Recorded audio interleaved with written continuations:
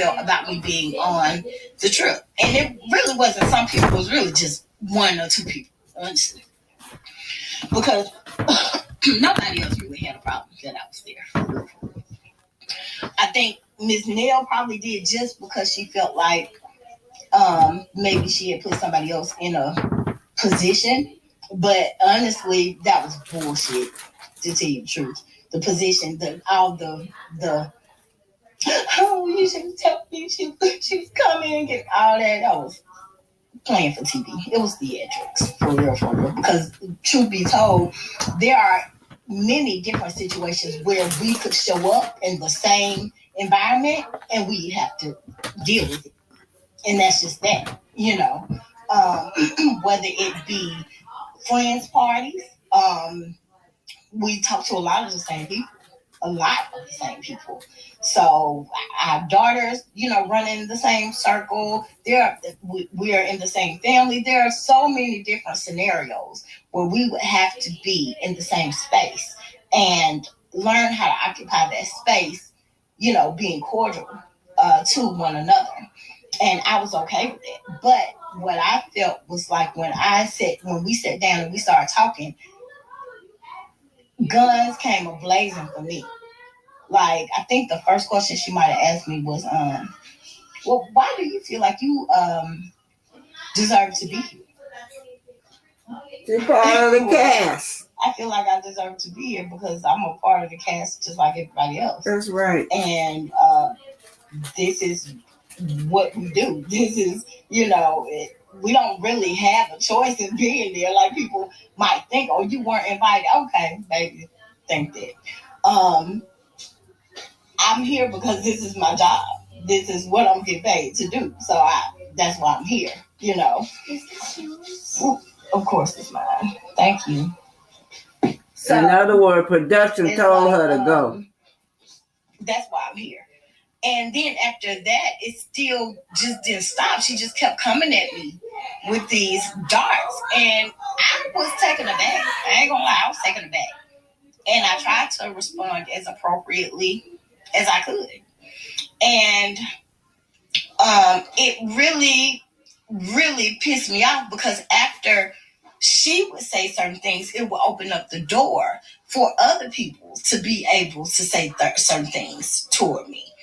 And in that moment, I was offended. Now, this was not anything that I was trying to hide, but one, I wanted to discuss it with her first. Two, it had not aired, so I couldn't talk about it publicly.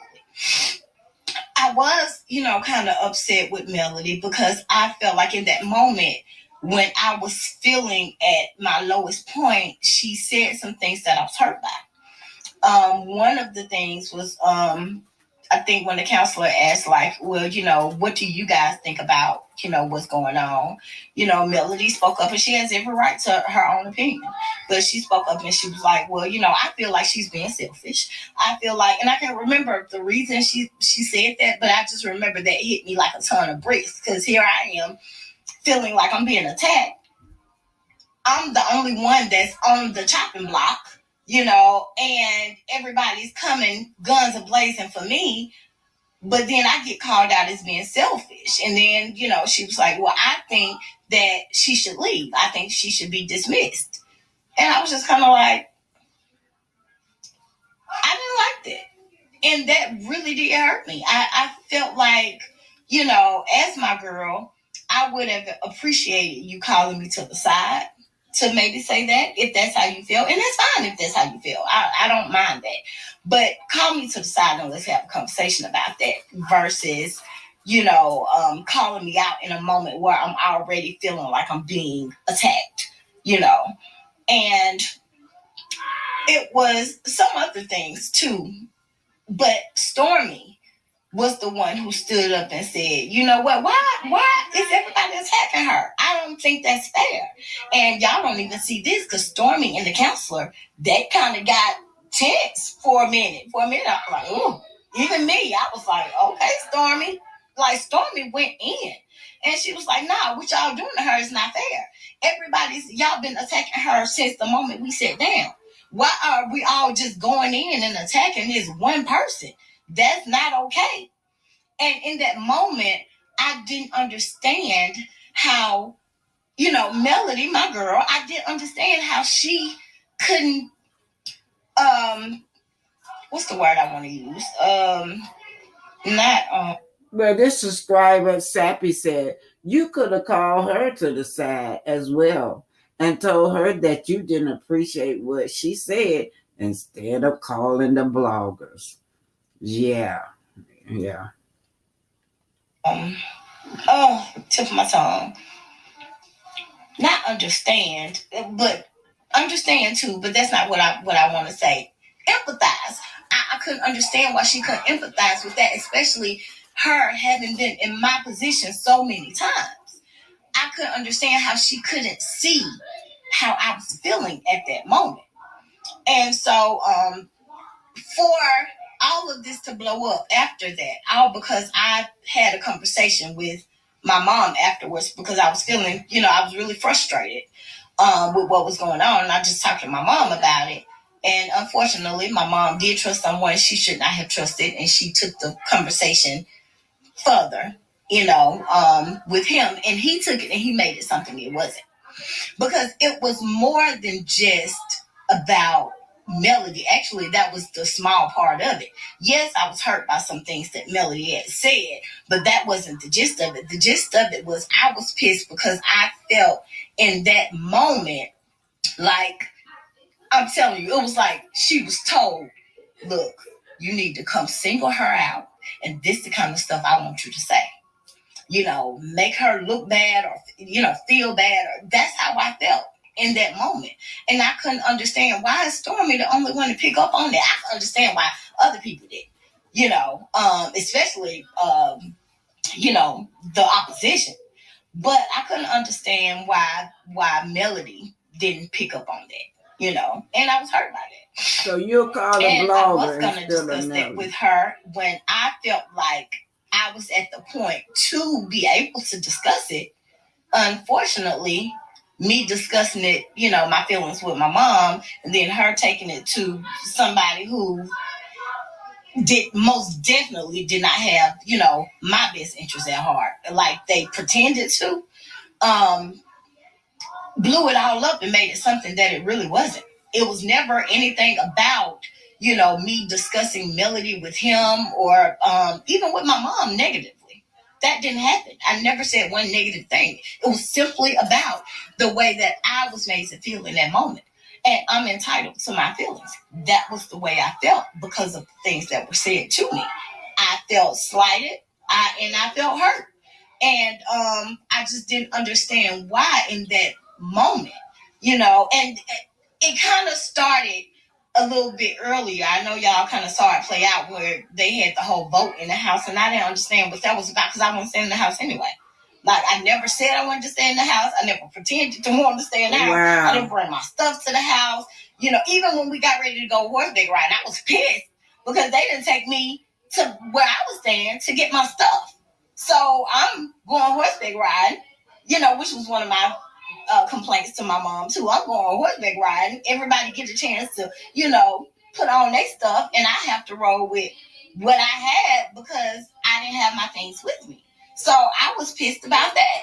It was so much stuff that I was ticked off about, and I also was kind of ticked off because when the whole thing came up about my opponent feeling like she was blindsided by me being there, which was bullshit, by the way. That was complete bullshit. When it came to that, I felt like Melody could have stood up and for me and said, you know what? I didn't necessarily know for a fact that she was coming, but we did have a conversation. I did tell her, suggest that she reach out to Neil, but I didn't know. I mean, to Neil, but I didn't know for a fact she was coming. Instead of that, she was just kind of. She did say that. She said it. That girl, one woman said it, Kiki. She said that she told you to check with Neil because it was Neil's trip. Also, this is sad that the problem here comes to Kiki is when this happened on this show, you're into your feelings. You pick up your phone and you call your mother.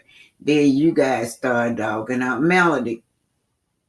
Out of all those people in that circle, why did y'all choose Melody? Why y'all sing a Melody out? Because all those people in that circle had a comment about you being in that house.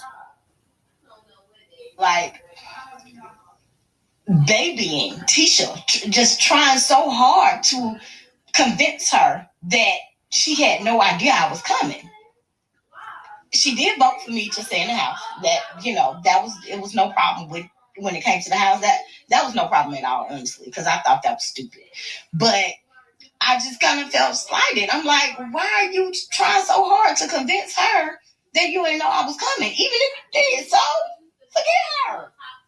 But that was how I felt. And then too, looking back, I can't necessarily feel some kind of way because they're maybe mending their relationship, and she didn't want her to feel any kind of betrayal from that, fine, but in that moment, that was how I felt. It was like, why are you trying so hard to convince her that you didn't know that I was coming? I didn't understand that. And in that moment, that hurt me too. Looking back at it, I guess I kind of understand if you're trying to mend fences with somebody, how you wouldn't want them to feel like you purposely betrayed them, no matter how many times they betrayed you. Or is it portrayed? Is it betrayed or portrayed? Which one, y'all? As teachers say, portrayed. And then mom, or portrayed. Because betrayed means that you kind of like stabbed somebody in the back or did them wrong, but when you portray. But Keke, Melody always speak highly of you. Even the subscribers saying that. She always giving you praise. She always speak highly of you. And right now, she still not came forth and said nothing bad about you. Now, y'all started it now. And we go back to what Queen Sheba said. I think you got upset with Queen Sheba, but she was not being messy. She was saying that you put that bug out there in the air, and you sat there and you said nothing. You allowed your mother to get dug in a hole. You allowed that content creator to keep on putting stuff out there that was digging a bigger hole for you, for your mother and you. And then you finally came up when Queen Sheba said, hey, look, you need to say something. It started with you. But I think she got mad at Queen Sheba, but that's all Queen Sheba was saying. Take accountability. Shut it down. It started with you. You can't sit over there all quiet like as if you don't know what's going on, because the bug started with you. When you picked up that phone and started gossiping to a third party, I believe, which was your mother, about what was going on that trip. And Al. Oops, I'm sorry, AL. That means that you're, kind of like giving off an air that you are or share some characteristics with that person, right? Like, I might not be 100% on the ball when it comes to the definition, but the gist of it, So anyway, after I felt attacked by the counselor, and that opened up the door for other people to, say certain things, then I was not trying to hear anything. I was closed off because I had already, kind of built up my defense. It's a plastic hanger. Throw it away. And don't you cut my music off. Okay. Throw it away. Tell her to cut hers off. Ace, I'm not talking about music right now. You asked me about the hanger. Throw it away. I don't keep plastic hangers. So, anyway, another thing, a lot of people, were making comments about the counselor talking. Okay, so I like what this subscriber said. Peace JW said, you have become a great friend with Stormy. Everybody know that Stormy disliked Mel. So Mel might have felt betrayed by you. Have you thought about that? And everybody just like to put Mel on this special rules for her. Everybody got rules for Mel. And you know what? If I was Melody, to tell you the truth, Kiki, you threw Melody under the bus at that reunion. Melody came to you and all of this, they stopped your bag for you getting on the show. Your cousin them did. You needed that money. And they stopped that bag because they did not want you on the show, the Scots, by telling Melody that you had a problem, right? Melody told you that they said it, they were joking about your problem. You got on that stage and said you didn't believe that they would ever joke about you having that problem.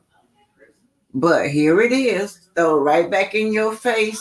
Everybody on national TV was able to see what Melody was saying, how they joke about your drug use, and they still carrying it on in public, talking about you, that you are still doing those things.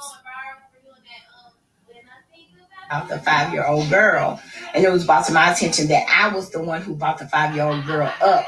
Now, let me tell you how that happened.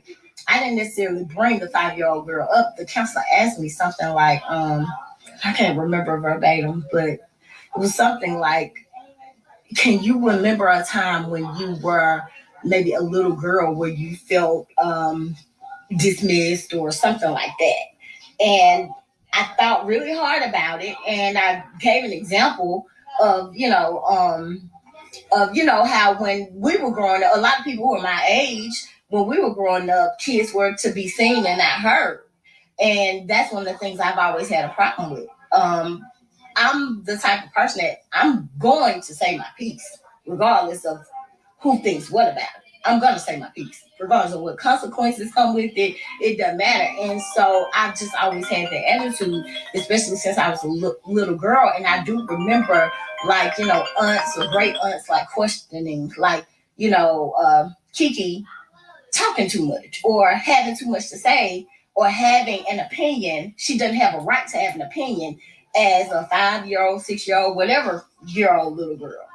And that's the only thing I could really think of. So I answered her question. And from there, she took the 5-year-old girl further. And I didn't understand or comprehend any of the points that she was trying to make as it related to the 5-year-old girl, because I just didn't see it, especially not since I had already felt some kind of way because of the way I felt like she came at me. I didn't appreciate it. I felt like if this is a counseling session, we should all be made to feel safe. Everybody. Nobody should feel picked on. Nobody should feel victimized. I shouldn't feel like this counselor is on their side. I shouldn't feel like somebody from their side has gotten in this counselor's ear and made her feel like I'm the bad guy, so she gonna come with her guns blazing at me. I shouldn't feel that way.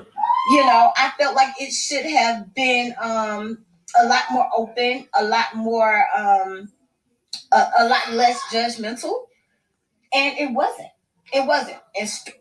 And you know what? I agree. When you getting a counselor, I would like to pick my own counselor because everybody energy don't match. That counselor energy may not match mine. But Kiki, I just want to say something to you. You had all of them coming after Melody in the kitchen. You didn't defend her not one bit, and maybe Mel putting that into consideration. You had Tisha, you had Cammy, you had Maso, you had all three of them coming at this girl, not Maso, Martell. It's four of them coming at this girl in that kitchen. You said nothing. You sat up there and didn't help defend her. So why do you expect for that rule to apply to Melody and not you? Naomi was the one who spoke up and said, y'all wrong for coming at her like that. That's not cool. That's not okay. And I don't necessarily blame Melody for her viewpoint. She thought the counselor was a good counselor. That's her right to her opinion. I disagree with that. But in that moment, I was very hurt by what I felt. I remember. Now, look, let me tell you something. Do you remember? Let's like the subscriber said when Betty and Storm was going hard. You at Melody, you said that Betty was such a sweet person. Come on now, subscriber, bring it back to my memory. Oh, that one of the subscribers. I just read that. Like my girl who was supposed to really have my back, it kind of felt like she embarrassed me too. And I didn't like that. I was very hurt about that. Okay, a subscriber said Kimmy is the snake that said that knows negative things to the counselor.